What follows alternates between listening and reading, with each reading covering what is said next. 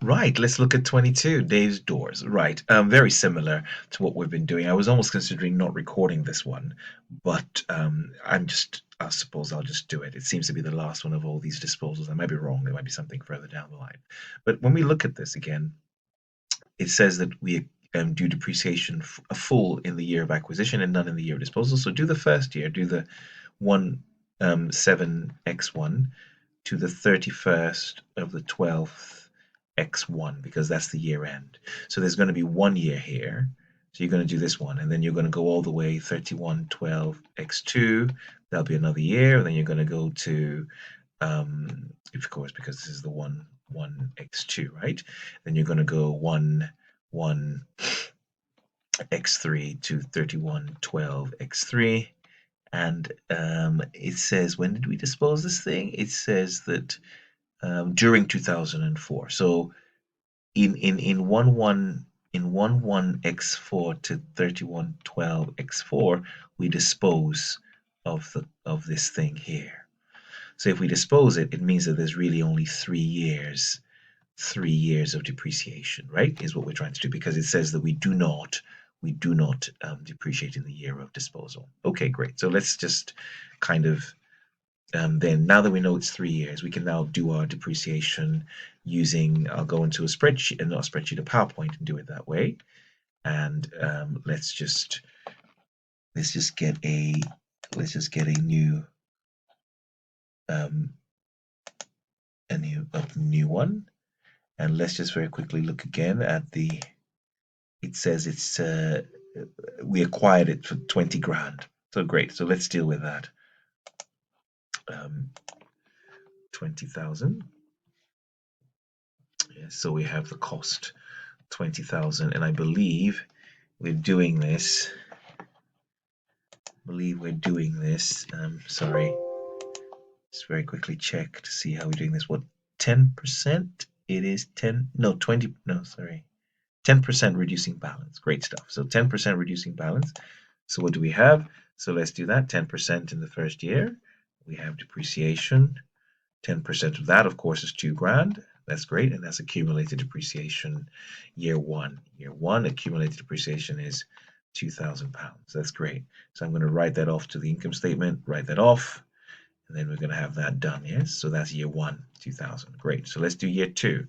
Year two is 10% of the carrying value, which is 20,000 minus the 2,000, of course. Here, so 10,000, 10% of 18,000, that's 1,800. So what am I going to do? 1,800, and I'm going to have year two, 1,800, right? And then I'm going to write that off. Great stuff.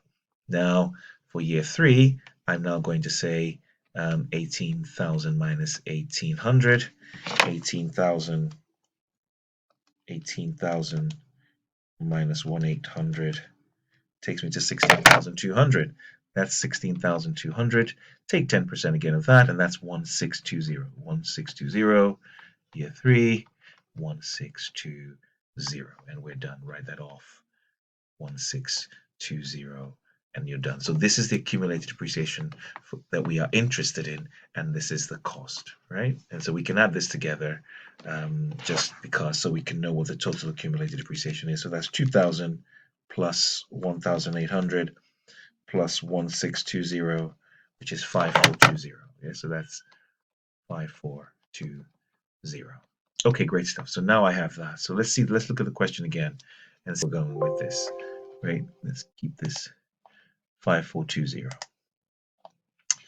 Right, so the accumulated depreciation by the time I get to the year of the disposal is 5,420. We've worked that out, right?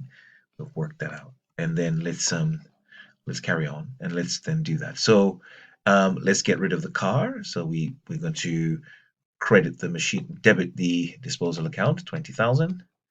Credit the machinery account, 20,000. We've been doing this all day. Then we do the same thing for accumulated depreciation. We're going to bring the 5,420 out of here. Sorry, let's just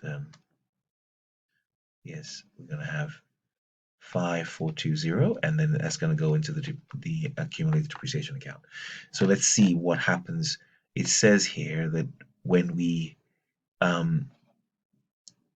what did we do? We sold it for total proceeds of 10. We sold it for total proceeds of £10,000.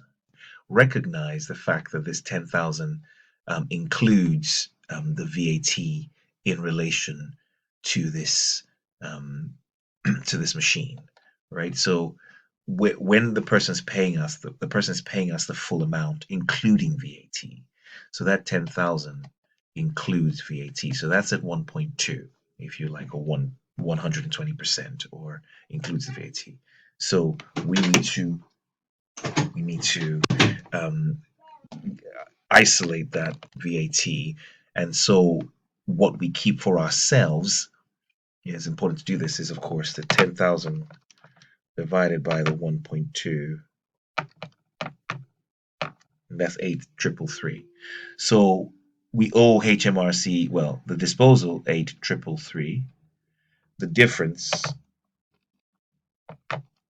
which is 1,666 or 1,667, you receive 10,000, right? And that's kind of how we deal with that.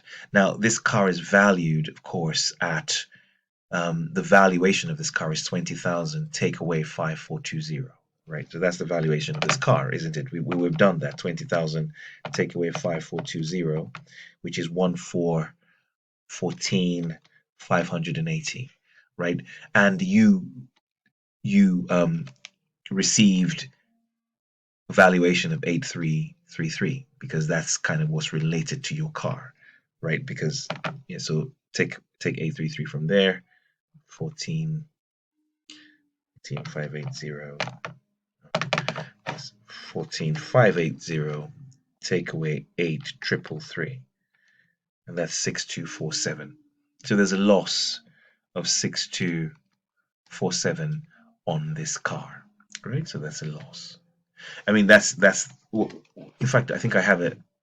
I think on here I do that.